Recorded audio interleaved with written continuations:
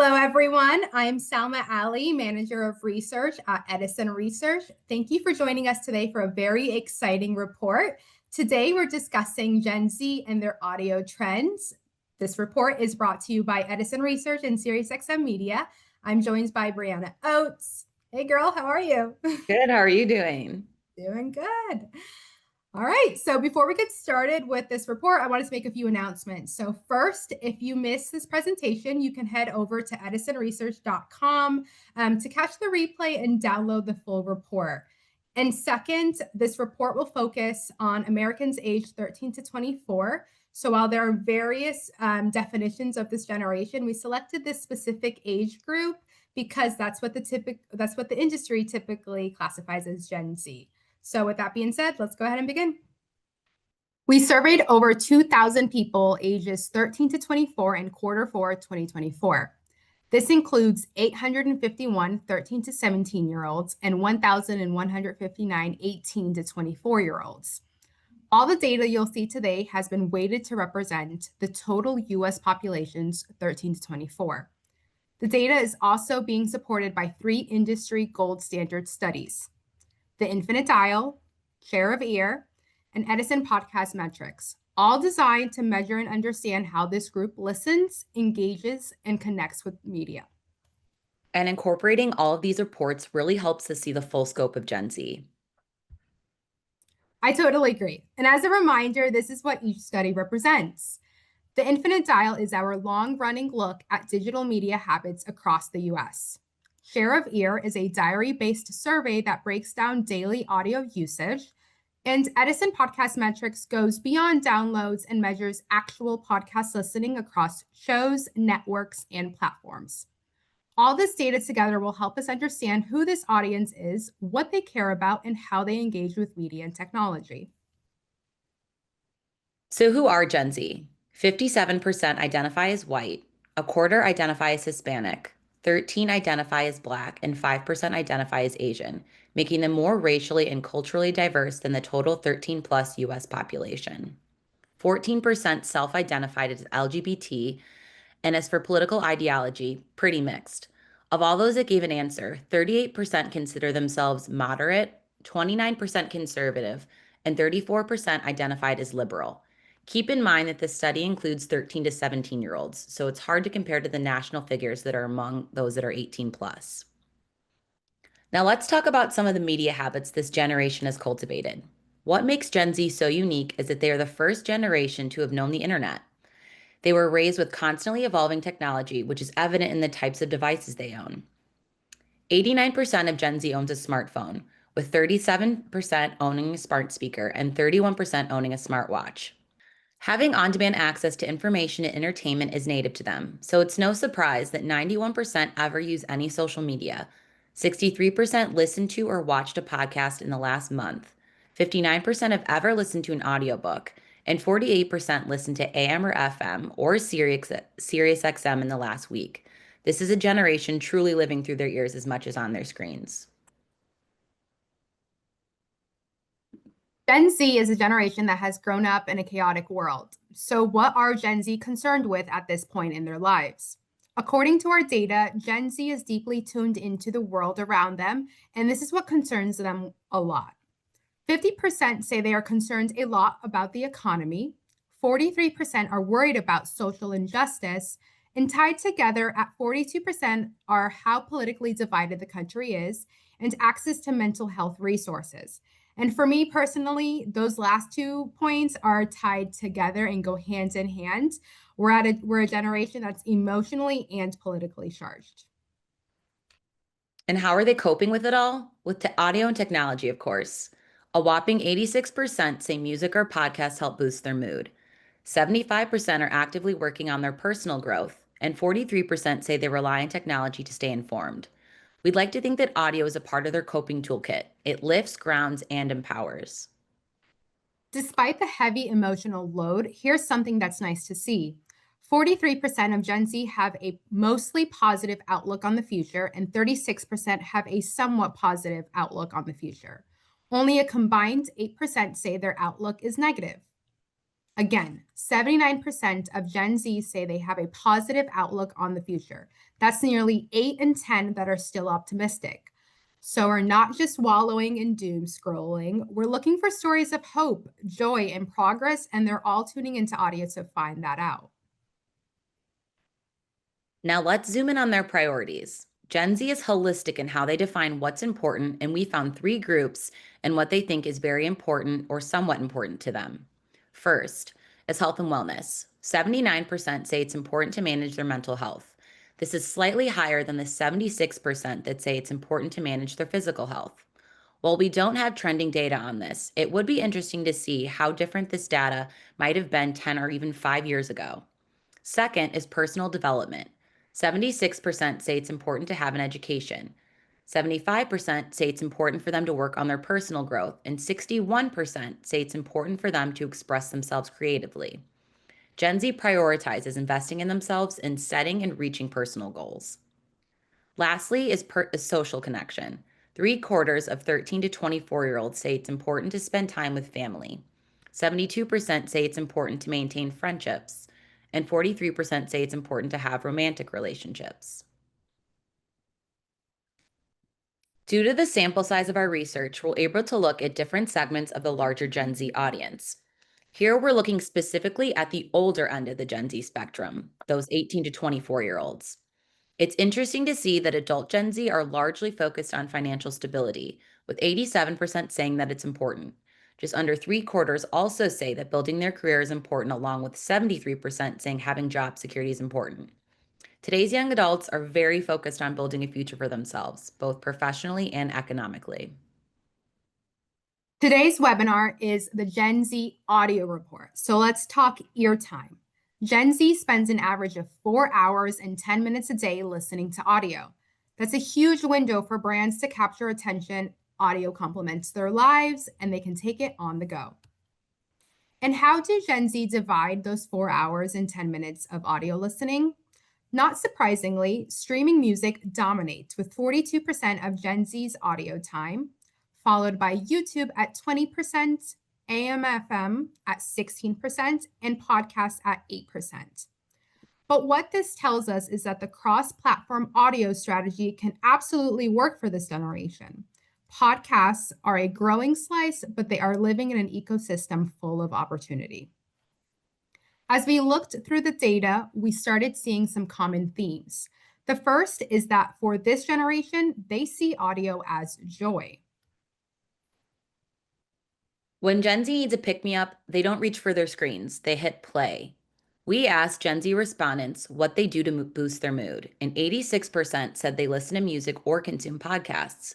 Audio is the clear leader of mood enhancers, even higher than movies, TV shows, time with friends, or social media. In addition, audio lifts spirits and sparks creativity for Gen Z, with 69% agreeing that audio has brought joy to their lives and 57% agreeing that audio inspires them. Audio also brightens Gen Z's world. 64% agree that audio has a special way of bringing happiness to their day. The second theme is audio is connection. Audio isn't just a background noise, it's companionship. 41% of Gen Z agree that audio has provided them with companionship, making them feel less alone. And 38% say that audio has given them a sense of community. 43% of Gen Z agree that audio has helped them connect with others. I see this generation as a generation hungry for real connection. Brands that show up authentically in the audio space can really build trust. And lastly, audio is therapy. The emotional power of audio runs deep. 67% agree that audio gives them a way to escape from daily life, and 63% of Gen Z agree that audio has helped them cope in tough times. And for Gen Z, 61% agree that audio has helped them with their mental health. So far, we've focused on the important role audio in general plays in the life of Gen Z. This next section, however, focuses more specifically on how Gen Z consumes music. Among those who listen to music in the last month, the top 5 genres that Gen Z are listening to: hip hop and rap is number 1 at 63%, pop at 48%, R&B at 38%, country at 33%, and classic rock at 32%. But that list doesn't stop there. Everything from lo-fi to Afro beats to Latin pop make an appearance. And now for Gen Z, music acts as a compass, which shapes their personal tastes and allows them to figure out who they are. And one band that I really wanted to call out are the Linda Lindas. They're this diverse new age rock band that emotes through every lyric and has been creating music since 2018, when the youngest member of the band was only 8 years old. I can't even imagine starting a band at 8 years old. That's super impressive. And you know what? I think I need to add them to my playlist. I vaguely hear them, but I don't know if I actually truly know them, I gotta say. So when it comes to how Gen Z discovers music most often, it's social and shareable. 30% say social media is the music discovery source they use most often, followed by friends and family at 19%, and also 18% via curated online audio stations. Looking at this question by age, we see that older Gen Z, those aged 18 to 24, are more likely to discover music most often via social media at 37%, while younger Gen Z, ages 13 to 17, rely more on friends and family at 27%.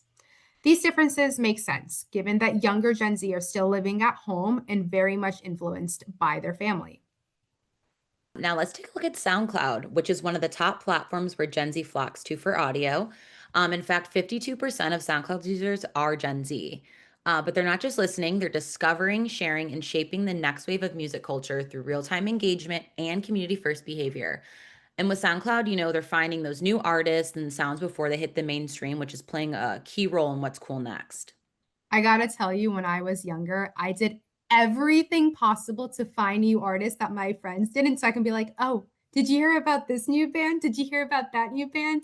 It worked for me for the most part, but then there came a point where I was like, all right, this is getting old. Let me just listen to whatever I like without trying to be a tryhard. So Well, that just goes to thank show you you, that, SoundCloud.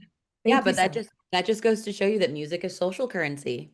It's so social, and it's like the more that I found cool new artists, the more that it like brought me to be a cooler person, and I kind of made that my identity, which kind of plays into like what we're going to talk about next. So take it Yeah. away.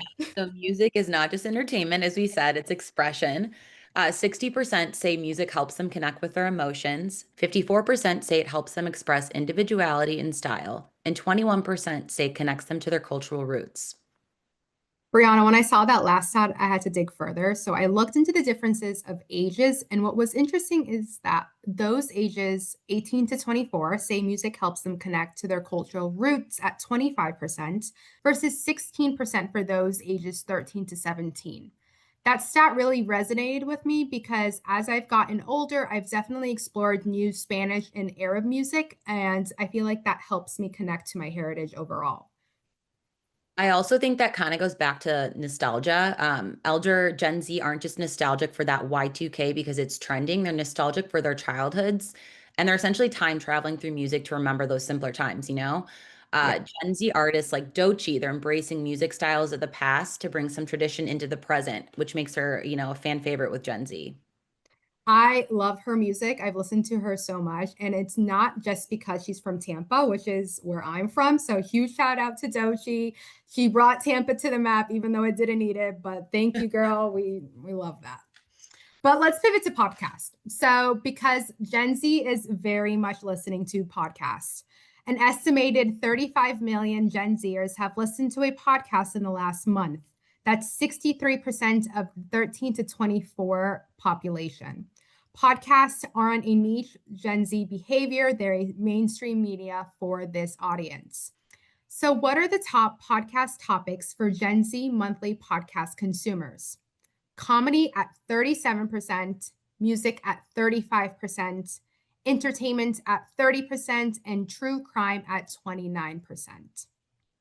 Now, if we slice by age group, we see that for 13 to 17-year-olds, their top genres include music at the top of that list at 41%, followed by comedy at 36%, sports at 28%, and tied at 26%, we have entertainment and then pop culture. For those 18 to 24, comedy comes in at first place at 38%, followed by true crime at 33%, entertainment and music tied at 32%, and lastly, 25% for games and hobbies. According to Edison Podcast Metrics, the only service in the industry that goes beyond downloads and measures actual podcast listening, we see that these are the top 10 shows among weekly podcast listeners aged 13 to 24. And a huge congrats to SiriusXM. Y'all have 3 out of the 10 top 10 for this generation. You have Rotten Mango, Crime Junkie, and Call Her Daddy. So I gotta say, I listened to Crime Junkie and Call Her Daddy, and I haven't listened to Rotten Mango yet, but Stephanie Sue keeps popping up on my TikTok because of this Diddy trial. So I have to be invested sooner or later, and I'm gonna have to go listen. So I absolutely love Stephanie Sue and her coverage of the Diddy trial. She dives so deep into every detail and like truly brings the courtroom to life. Just the way she sets the scene and makes you feel like you're right there, like witnessing it all unfold is really, really cool. Yeah, like I said, she's popping all over my TikTok. I have to just go listen to her podcast. I got to make that transition that so many do from TikTok to podcast. So count me in. And what was also interesting is that Talk Tua appears as the top 10 show for the year, which is, like I said, interesting because she kind of comes in and out. She blew up on social media, turns that into a podcast, which is so smart of her. But then she kind of went ghost and had this scandal, but maybe is coming back. So she's keeping people engaged, and I can't hate her for doing that. Well, in comparison to music discovery, podcast discovery mostly happens by searching on YouTube, social media, friends and family, and then searching the internet. Finding podcasts is a mix of scrolls and searching for this generation. If you want your podcast to find Gen Z, optimize for visibility on YouTube and socials. As with music discovery, podcast discovery also differs by age. Older Gen Z are more likely to use YouTube and social media most often to discover new podcasts, while again, younger Gen Z leans more on their personal network from their friends and family to find podcasts. Just as we saw in the music section, podcasts provide Gen Z with fun and connection. 64% of Gen Z monthly podcast listeners agree that podcasts keep them entertained and engaged with topics they're interested in. 45% agree that podcasts help them focus on positivity and personal growth. And 39% agree that podcasts provide them with a sense of community. And again, let's bring up our girl, Stephanie Sue. Voices like her are building deep, meaningful connections across every media platform and app. Audiences bond with creators who feel authentic and relatable, creating real attachments across podcast, video, and social. And the beauty is, SiriusXM Media is everywhere creators are listening, and so can your ads be too. And by building that real attachment, podcasts provide credible platform for brands to reach Gen Z listeners. 43% of Gen Z monthly podcast listeners strongly or somewhat agree that they have discovered new brands or products while listening to podcasts. 41% agree that they pay attention to brands that sponsor or collaborate with their favorite podcast show or hosts. And 37% prefer brands that share the same values as podcast shows or hosts they like. And lastly, 36% are more likely to purchase a product if it's promoted by a podcast show or host they like. Here's some more overall stats on advertising to Gen Z. When we asked Gen Z what they wanted from a brand, 70% say it's important that a brand provides high quality products or services. 60% say it's important that a brand is entertaining with their advertisements. And 56% say it's important that a brand is transparent about their business practices and values. And this generation is more likely to pay attention to your advertisements if it uses music they like, makes them laugh, is honest and transparent, and inspires them. And surprisingly, especially to me, ones that include celebrities, is emotional, and includes diverse voices or perspectives is at the bottom. See, Brianna, that makes sense to me that it's at the bottom, though.